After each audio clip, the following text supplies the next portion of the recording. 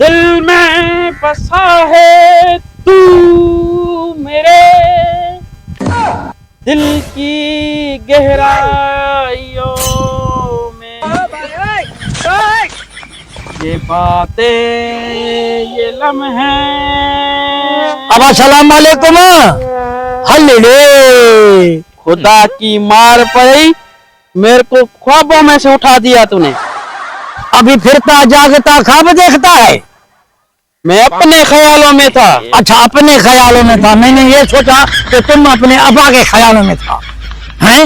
एक बात पूछूं अब्बा? हाँ पूछो। तुम इधर के हो या किसी और जगह के हो? हूँ इधर का। हाँ, पर जाना आगे है। अच्छा ठीक है। अब्दुल शकूर का घर कहाँ है? अब्दुल गफूर के घर के सामने।